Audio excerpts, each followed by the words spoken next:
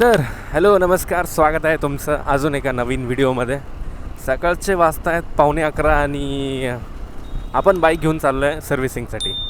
तर mostly एक्सपल्सची servicing 6,000 किलोमीटरला होती, पण सध्या गाडी चाललेली आहे आपली लगभग 4,500 किलोमीटर. आणि सर्व्हिसिंगला न्यायचे 2-3 रिझन आहेत की भाई पहिले तर मागचा ब्रेक पॅड, माझा मागचा ब्रेक पॅड, बाईकचा मागचा ब्रेक पॅड पूर्णपणे भाई जीव सोडला आहे त्याने. आणि आता तो डिस्कला खेटायला लागला आहे, डिस्क खराब करायला लागला आहे. आणि दुसरी गोष्ट एक की मी बाईक ट्रान्सपोर्ट करणार आहे, जिकडे मी जॉईन करतो आहे दुसरीकडे, तिकडे मी बाईक ट्रान्सपोर्ट करणार आहे माझी.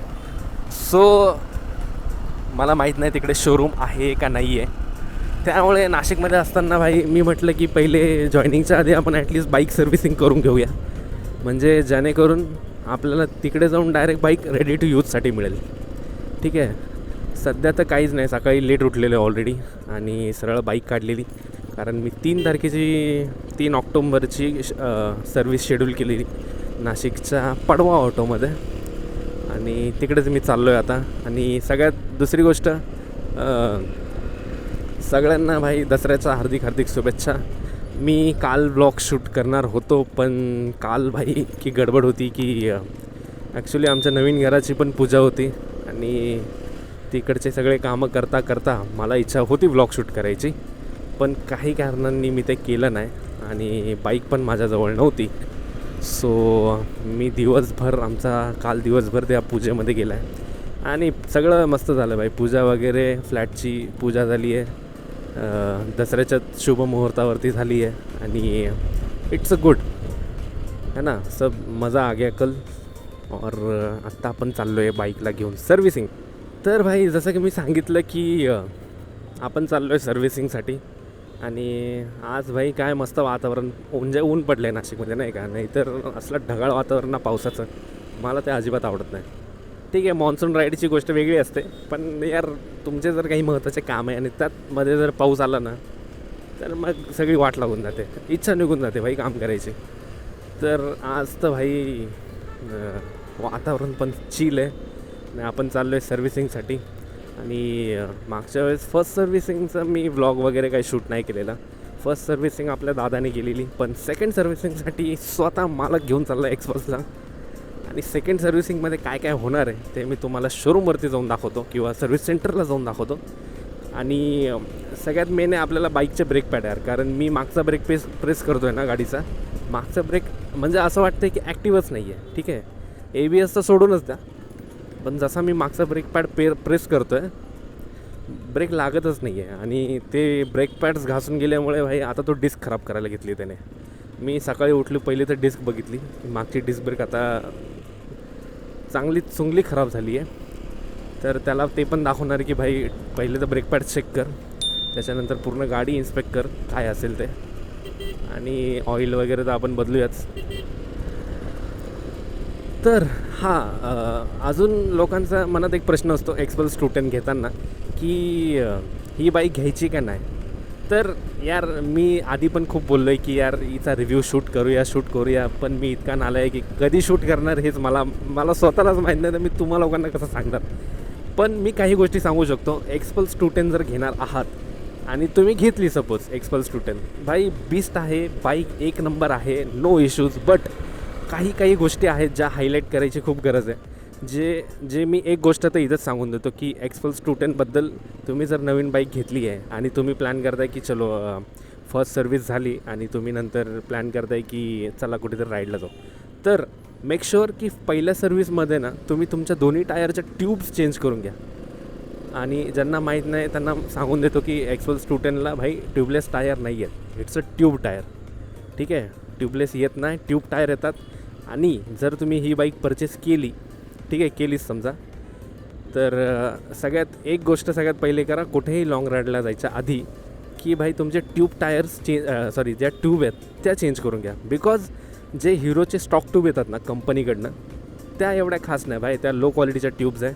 आणि माझी गाडी त्याच्यामुळे ॲटलिस्ट 3 वेळेस पंक्चर झाली आहे, पुढचा टायर 2 वेळेस, मागचा टायर 1 वेळेस. आणि जेव्हा मी त्या ट्यूब्स बदलल्या, आणि हे सगळं झालं माझं ठाणे टू नाशिक राईडवरती.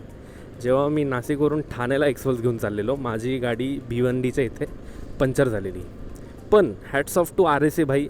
जर तुम्ही बाईक नवीन परचेस करताय, मेक शुअर करा की तुम्ही R S A road side assistance घेणारच त्याच्यामध्ये, ठीक आहे. एवढं मेक शुअर करा, कारण आर एस ए तुम्हाला खूप हेल्पफुल असतो तुमच्या राईडसाठी, तुम्ही कुठेही असा. आता मी भिवंडीच्या हायवेचे मोस्टली कामं चाललेत, ओके. तर माझी बाईक तिथे पंक्चर झालेली, सो मला काहीच आयडिया नाही. तर मी आर एस एला रिक्वेस्ट रेज केली. आर एस एने मला सजेस्ट केलं की तुम्ही जर कुठल्या लोकल शॉपमध्ये आसपास असेल तर तिथून करून घ्या, पेमेंट आम्ही करूया. तर ते काय 150-200 रुपयाचं पेमेंट होतं, ते पण आर एस एवाल्यांनी केलं, ठीक आहे. तर इट्स काय म्हणू शकतो आपण त्याला, गुड आहे, चांगला आहे. आर एस ए तुम्ही मेक शुअर करा की तुम्ही आर एस ए बाईक घेताना घ्याच. राहिली गोष्ट त्या ट्यूबची, तर कुठेही लाँग राईडला जाण्याच्या आधी या गाडीवरती पहिले त्याच्या ट्यूब्स चेंज करून घ्या, कारण हिरोच्या स्टॉक ट्यूब तेवढ्या चांगल्या नाही आहे, ठीक आहे. तर एवढा एकच त्रास या गाडीने मला दिलेला आहे की ती पंक्चर झालेली. आणि लिटरली सांगतो, ही गाडी जर पंक्चर झाली ना, तुमची हालत होऊन जाते भाई हिला पुढे मागे करायला. तुम्ही ना हिला लुटू शकतात ना काय, आणि जर तशीच चालवली तर टायरची पण वाट लागणार. त्याच्यामुळे R S A make sure करा की भाई तुमचा रोड साईड असिस्टन्स ॲक्टिव्ह असेल ॲटलिस्ट 1 इयरसाठी. आणि दुसरे इश्यूज जर सांगायचे झाले बाईकबद्दल, तर मला नाही वाटत दुसरे कुठले इश्यू आहेत बाईकमध्ये. आता मोस्ट कॉमनली लोकांचा प्रश्न असतो की व्ही-स्ट्रॉम घ्यायची का एक्सपल्स घ्यायची. तर बघा, नवीन जी एक्सपल्स आहे ती खूप अपग्रेडेड आहे, नवीन फीचर्ससोबत आहे. पण व्ही-स्ट्रॉम एक कसं म्हणू शकतो आपण की भाई टुरिंगसाठी जास्त प्रिफर केली जाते, कारण जो 40 सीसीचा फरक आहे, व्ही-स्ट्रॉम येते 250 सीसी, एक्सपल्स येते 210 सीसी. तर हा जो तुमचा 2 BHP का 3 BHP किंवा टॉर्कमध्ये जो 2 NM 3 NMचा फरक आहे, तो तुम्हाला फील होतो हायवेवरती, ठीक आहे. एक्सपल्सचं कसं आहे भाई, 100 नंतर तुम्हाला असं फील होतं की तुम्ही इंजिनला खेचताय खूप, ठीक आहे. 100 नंतर जी क्रुझिंग स्पीड आहे ती एक्सपल्स 110 गेली की असं वाटतं की नाही, इंजिनवर थोडासा स्ट्रेस येतो आहे, ठीक आहे. माझ्यासाठी तरी 100 नंतर आहे, बाकीच्यांचं मला माहीत नाही. आणि 110 नंतर असं वाटायला लागतं की यार आपण बाईक खेचतो आहे भाई. दीदी कसली जोरात गेली भाई, कट मारून गेली भाई दीदी आपल्याला. आणि हां, आपण होतो हायवेवरती, तर 110 नंतर तुम्हाला फील होणार ते. दुसरी गोष्ट, व्ही-स्ट्रॉम कशी आहे ना यार, कोर ऑफरोडर नाही आहे. व्ही-स्ट्रॉमची ऑफरोडिंग कॅपेबिलिटी एक्सपल्सपेक्षा असं समजा की यार थोडीशी कमी असेल. पण राहिला तोच प्रश्न की तुम्ही काय चूज करणार, व्ही-स्ट्रॉम चूज करणार का एक्सपल्स चूज करणार. तर मी एकच सांगेल की भाई तुमचा पर्पज डिफाईन करा की तुमचा पर्पज काय आहे. आता माझा पर्पज होता, मला मल्टीपर्पज गाडी पाहिजे होती जी कुठेही मी नेऊ शकतो, माझ्या मूडनुसार मी त्याला कसाही वापरू शकतो, चिखल असो, माती असो, काही असो, ठीक आहे. अजून त्या गोष्टी मी केल्या नाही, that's a different thing. But V-storm is like, तुमचा जर 90% हायवे यूज आहे गाडीचा, तर व्ही-स्ट्रॉम तुमच्यासाठी बेस्ट आहे. आणि 10% ऑफ रोडर आहे तुम्ही, 10% तुमचा पर्पज ऑफ रोडिंगमध्ये आहे आणि 90% तुम्ही मोस्टली गाडी हायवेला चालवणार आहे, तर तुम्ही व्ही-स्ट्रॉम डोळे बंद करून घेऊ शकता. कारण व्ही-स्ट्रॉम एक खूप ट्रस्टेड गाडी आहे. तुम्ही यूट्यूबला जाऊन खूप सारे रिव्ह्यूज बघू शकता व्ही-स्ट्रॉमबद्दल, तसला काही विषय नाही. आणि एक्सपल्सबद्दल तर भाई नवीन तर एक्सपल्स खूप चर्चेत आहे, खूप ट्रेंडमध्ये चालली आहे. सगळ्या लोकांनी एक्सपल्सचा ऑलरेडी रिव्ह्यू बनवला आहेत. मला असा वेगळा रिव्ह्यू बनवायची गरज आहे असं वाटत नाही. फक्त या ज्या 2-4 गोष्टी आहे गाडीबद्दल मी ते सांगतो आहे, कारण आपण गाडी सर्व्हिसिंगसाठीच नेतो आहे. तर या गोष्टी मेक शुअर करा. बाकी गाडी एकदम चिल आहे, गाडीमध्ये काही इश्यू नाही. मला गाडी चालवायला खूप मजा येते. जेव्हा पण गाडी काढतो ना भाई, ढगात फिलिंग असते, ठीक आहे, आणि मजा येऊन जाते. भावांनो, मी इतका नल्ला आहे ना, सर्व्हिसिंगला घेऊन चाललो आहे बाईक, पण मला ते सर्व्हिसिंगचं लोकेशनच आठवत नाही की प्रीमियरचं सर्व्हिस सेंटर कुठे आहे. तर आता मी दादाला फोन केला की भाई ते लोकेशन मला पाठव, मला टर्न माहीत नाही कुठून वळायचं नाही का. त्र्यंबक रोडला तर आपण आलेलो आहे, पण एक्झॅक्ट कुठला टर्न मारायचा ते माहीत नाही. आणि आयुष्यात भाई टर्न मारायचं चुकले ना तुम्ही, चूक जातो फिर आपलं, ठीक आहे. तो त्र्यंबक रोडला आपण आलेलो आहे आणि आय थिंक मला लोकेशन मिळालं पण नाही अजून, पाठवतो आहे तो.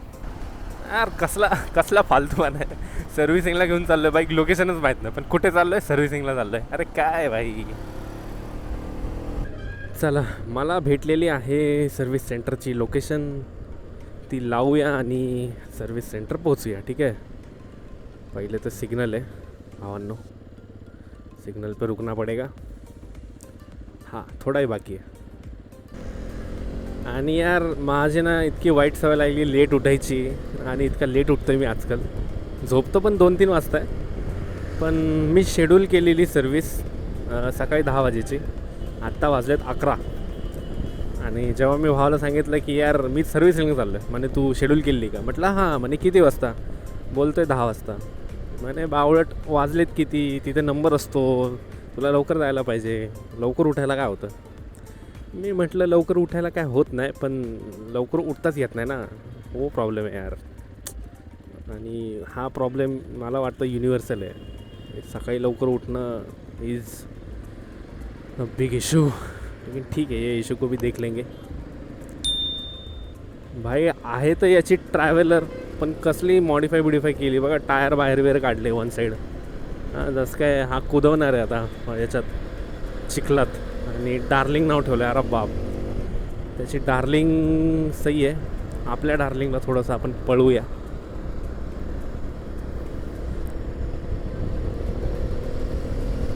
आय थिंक AVV सर्कलवरचा राईट आहे का? हाच राईट आहे. अजून पुढे आहे एक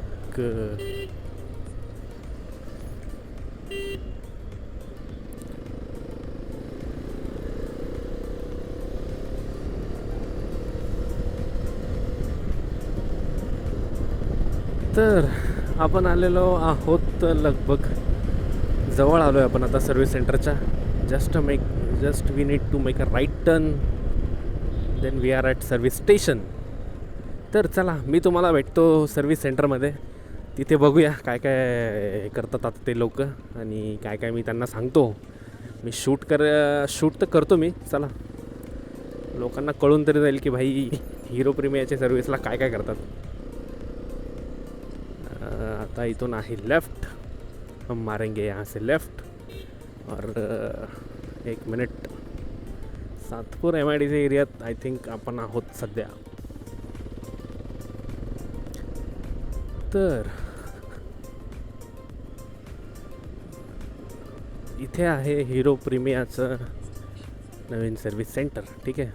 सध्या तर मी बंद करतो आता कॅमेरा, कारण मला गाडी सर्व्हिस करायची पहिले. इथर का हिरो?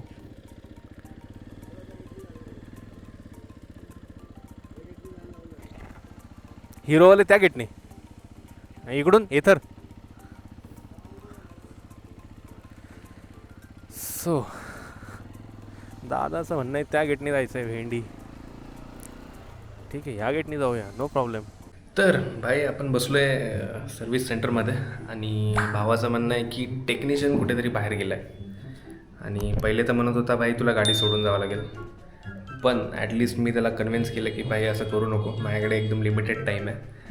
तर बघा, तो बोलला आहे आता की करून देतो. आणि सध्या आपण वेट करतो आहे टेक्निशियनचा. आणि सर्व्हिस सेंटर तुम्ही बघू शकता. इथे बसलो आहे आपण चिलमध्ये. हे हिरो नवीन आय थिंक प्रीमियरचं नवीन शोरूम सेंटर आहे. तर भाई आपण बसलो आहे वर्कशॉपवरती, पण हिरोवाले बोलत आहे की फ्लोअरवरती शूटिंग अलॉट नाही आहे. तुम्ही बाहेरून बघू शकता तुमची बाईक, पण सर्व्हिस करत असताना त्यांच्या पॉलिसीमध्ये नाही की तुम्ही शूट करावं. तर आपण सध्या बसलो आहे रिसेप्शनवरती. मी दाखवतो तुम्हाला. ही बाईक इकडे मध्ये आहे. ठीक आहे, तिकडे कुठेतरी बाईक शूट चालते. आय थिंक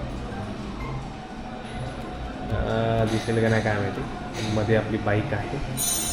आणि ठीक आहे, इनफ सर्व्हिस पण करतील. तोपर्यंत आपण करूया वेट. मी भेटतो तुम्हाला सर्व्हिसच्या कागदवरती. ठीक आहे, आता अलाउड नाही आहे तर काय करू शकतो आपण. वेट करूया जोपर्यंत आपली बाईक सर्व्हिस होते. मला नाही माहीत किती वेळ वेट करावं लागेल, पण सर्व्हिसिंग नंतर चेक करूया की बाईक काय काय नेमके चेंज झाले आहे, काय काय इश्यू होते. मी त्यांना ऑलरेडी सांगितलं आहे की बाईकमध्ये हे इश्यू आहेत. आता त्या हिशोबाने ते सर्व्हिस करतील आणि आपल्याला देतील. चला भेटूया सर्व्हिसच्या पेपरवरती. तर फायनली भाई आपण सर्विस करून बाईक आपल्याला भेटली आहे. आणि सर्व्हिसिंगमध्ये एक शॉकिंग गोष्ट मला माहिती पडली आहे, जी आत्तापर्यंत मी नोटीस पण नाही केली. आपल्या बाईकच्या मागची रिम, मागच्या टायरची जी रिम आहे ती बेंड झाली आहे. आता ही कशी झाली, काय झाली, मला काही आठवत नाही आहे खास. पण ॲज पर शोरूम किंवा सर्व्हिस सेंटरवाले म्हणत आहे की सर तुम्ही इतक्या जोरात गाडीला इम्पॅक्ट केला आहे की गाडीची मागची रिम बेंड झाली आहे. आणि ती अशी व्हर्टिकल रिम बेंड आहे, म्हणजे असा आपला सर्कल असतो, तर मी इमेजमध्ये तुम्हाला दाखवेल. बट ती रिम कशी बेंड आहे मलाच माहीत नाही. कदाचित मी ठाण्यावरनं नाशिकला येताना ठाणे ते नाशिकच्या हायवेला जे मोठे मोठे खड्डे पडलेत त्या कुठल्या तरी खड्ड्यातून जोरात नेलेली गाडी, आणि त्याचेच भोग आता मला भोगावा लागणार आहे. आणि राहिली गोष्ट सर्व्हिसिंगमध्ये काय काय केलं आपण, तर सगळ्यात पहिले तर मागचा जो ब्रेक पॅड आहे तो ब्रेक पॅड चेंज केला आहे. त्यात पण ती डिस्क बऱ्यापैकी खराब झाली आहे. तर तो मला बोलला की सर तुम्ही बाईक थोडी लवकर आला पाहिजे होती, तरी मी ट्राय करतो म्हणे डिस्क ठीक करायची. पण मला नाही वाटत ती तेवढी फाईन झालेली आहे. पण ॲटलिस्ट ब्रेक पॅड चेंज झाला आहे. दुसरी गोष्ट गाडीचं इंजिन ऑइल चेंज झालं आहे. त्याच्यानंतर chain lubrication and all washing झाली गाडी. त्याने ऑइल फिल्टर, एअर फिल्टर पण बदललेलं. तर हे सगळं होऊन जेव्हा त्याने चेन लूप करायला घेतली गाडी, ऑब्व्हियसली तेव्हा आपण रॅम्पवरती चढून गाडी लूप करतो, तर त्या रोटेशनमध्ये त्याला कळलं की यार रिम बेंड आहे. आणि त्याने मला सांगितलं भाई मी शॉक की नवीन गाडीची रिम कशी काय बेंड असू शकते. सो मला थोडासा डाऊट येतो आहे की रिमच्या क्वालिटीवरती की ऑब्व्हियसली ॲल्युमिनियम असणार, बट त्याच्या म्हणण्यानुसार की सर गाडीचा इम्पॅक्टच एवढा जोरात असेल की ती रिम बेंड झाली. पण जसं मी बोललो तो व्हर्टिकल साईडला बेंड आहे, हॉरिझॉन्टल नाही. तर गाडी मला वॉबलिंगचा इश्यू त्याच्यामुळे काही जाणवलेला नाही. आणि त्याच्यामुळे आणि मोस्ट ऑफ द आता एक वीकपासून मी लगभग सिटीतल्या सिटीमध्येच राईड करतो आहे, त्याच्यामुळे कदाचित मला कळलं नसेल. आणि तर हीच एक अनरिव्हिलिंग गोष्ट किंवा अनएक्सपेक्टेड गोष्ट होती बाईकची. मी आता परत विचार करतो की बाईक ट्रान्सपोर्ट करू का नको, त्याच्यावर पण माझा विचार आहे. तर बघूया. आणि जसं की मी सांगितलं यार तिथे शूटिंग अलाउड नव्हती, तर मी इंटरनली मधलं काही शूट जास्त करू नाही शकलो, कारण ज्यांनी जेव्हा बाईक रॅम्पवर नेली ते बोलले सर इथे CCTV आहे तर तुम्ही इथे शूट नाही करू शकत. मी बोललो फाईन ठीक आहे. तर आपण सर्व्हिस सेंटरमधलं काही शूट नाही केलेलं जास्त. हां, सर्व्हिस सेंटरच्या बाहेर येऊन या सगळ्या गोष्टी मी तुम्हाला सांगतो आहे की काय काय घडलं तिथे. तर राहिली गोष्ट कॉस्टची, तर नवीन पहिल्या 3 सर्व्हिस आय थिंक हिरोकडनं आहेत, पण त्याच्यात पण फक्त लेबर चार्जेस ते घेत नाही. बाकी जर तुम्ही ऑइल चेंज करताय किंवा एखादा स्पेअर चेंज रिप्लेस करताय त्याची कॉस्ट ते घेतात भाई. आणि ही आपली सेकंड सर्व्हिसिंग होती हिरोची. सो सेकंड सर्व्हिसिंगमध्ये काय काय चेंज केलं ते तर मी ऑलरेडी तुम्हाला सांगितलं. राहिली गोष्ट कॉस्टची की किती कॉस्ट पडली, तर 1309 रुपयाचा काहीतरी मागचा ब्रेक पॅड आहे, रिअर साईड ब्रेक पॅड. आणि 1400 कितीतरी रुपयाची सर्व ऑइल वगैरे ते सगळ्या गोष्टी पडल्या आपल्याला. टोटल कॉस्ट झाली 2778, नाही सॉरी, टोटल कॉस्ट झाली 2788 रुपये काहीतरी असं. ठीक आहे, तर 2788. तर ही आपल्या सेकंड सर्व्हिसिंगची कॉस्ट आहे. मी स्क्रीनवरती पण दाखवून देईल. आणि जर बिल बघायचं असेल तर मी डिस्क्रिप्शनला टाकू शकतो की नाही मलाच माहीत नाही, पण ठीक आहे बिल पण मी दाखवू शकतो. पण पहिले तर मला आता जाम भूक लागली भाई, कारण आपण आलो होतो 11 वाजता आणि आता वाजलेत लगभग 2. ठीक आहे, आणि काही खाल्लेलं पण नाही तर जाम भूक लागली. तर जसं की मी सांगितलं सेकंड सर्व्हिसिंगमध्ये आपल्याला कळलं आहे की आपल्या मागची रिम बेंड झाली आहे. आत्ता पण ती रिम बेंड आहे, पण व्हर्टिकल बेंड असल्यामुळे मला गाडी थोडीशी बाउन्सी फील झालेली मध्ये मध्ये. आणि वॉबलिंग इश्यू तर मला काही फेस नाही झाला, कारण ती अशी हॉरिझॉन्टल तो शिफ्ट नाही आहे किंवा बेंड नाही आहे. तर आता एक क्वेश्चन येतो आहे की भाई मोस्ट ऑफ द कस्टमर्सला किंवा मला पण क्वेश्चन येतो आहे की ही कसल्या टाईपची रिम क्वालिटी आहे, म्हणजे ही कुठल्या टाईपची क्वालिटी भाई. म्हणजे नवीन गाडी जस्ट 4000 किलोमीटर जस्ट आपण चालून झाली आहे आणि एवढंच तिची रिम बेंड होणं, म्हणजे रिम बेंड होणं ही खूप मोठी गोष्ट आहे माझ्यासाठी. मी तर अर्धा शॉक आहे की भाई यार बाईकला तर नजर लागली कोणाची तरी, मी तर हेच म्हणेल. बट इट्स ठीक आहे, सेकंडरी थिंग. बट आता मी हिरोवाल्यांना सांगितले की यार रिम ऑर्डर करा. ते मला बोलले की काहीतरी 1200 रुपये कॉस्ट करेल रिम, ठीक आहे. आणि लोकल मार्केटला पण तुम्ही जर आउट वगैरे काढायला गेले तर ते असे पण 500-600 रुपये तुम्हाला लागणारच.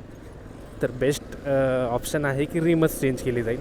तर मी त्याला आता बोललो आहे की तू रिम ऑर्डर कर. तर तसं रिमची ऑर्डर रिसीव झाल्यानंतर आपल्याला एक 5 ते 7 दिवसामध्ये अपडेट मिळणार आहे. तोपर्यंत बघूया बाईकचं काय करायचं आहे, शिफ्ट करायची, ट्रान्सपोर्ट करायची का काय करायची. आणि ॲक्च्युली रिम बेंड होणं एक मोठा इश्यू आहे. आणि आता क्वेश्चन येतो की हिरोच्या क्वालिटीवरती, की हा कुठल्या क्वालिटीचा हिरोने पार्ट बनवावा किंवा काय या गोष्टी. पण मला वाटतं ही इसमें क्या बोलते वो, याच्यामध्ये आपला पण तेवढाच हात आहे. कारण मी ज्या स्पीडला असेल, मला माहिती आहे खूप मोठ्या, तेव्हा मी व्लॉग शूट नव्हतो करत ॲक्च्युली, खूप मोठ्या काय बोलतो आपण त्याला, खड्ड्यामध्ये गाडी इम्पॅक्ट झालेली आहे. माझा स्पीड 80-90 असेल, तर त्यामुळे ती गोष्ट होऊ शकते. मग बघूया आता काय होतं आहे पुढच्या ब्लॉगमध्ये. तर सध्या सगळं सर्व्हिसिंगचं काम आवरून आपण चाललो आहे घरी. कारण भाई जाम भूक लागली आहे. सकाळपासून मी काही खाल्लेलं पण नाही आहे. फक्त एक कप चहा पिऊन आलेलो आणि 2-4 मारीगोल्डचे बिस्किट, ठीक आहे. तर आता ते बिस्किट जिरलेत आणि बाईकने पण चांगलीच जिरवली आज. चांगली शॉकिंग न्यूज दिली की भाई रिम बेंड झाली आहे, ठीक आहे. आता काय बोलणार यार, अजून भूक लागते त्याच्यामुळे. तर आपण जाऊया आता स्ट्रेट घरी. पहिले तर मी जेवण करणार, त्याच्यानंतर एक क्लोजर पण इथेच देऊन टाकतो की यार काय नाही, हा व्लॉग जस्ट सर्व्हिसिंग रिगार्डिंग होता, की सेकंड सर्व्हिसिंग अबाउट एक्सपल्स. आणि कॉस्ट पण मी लगभग सांगितली आहे व्लॉगमध्ये की किती कॉस्टिंग केलेली आहे सर्व्हिसिंगची. तर आता आपण जाऊया घरी. तोपर्यंत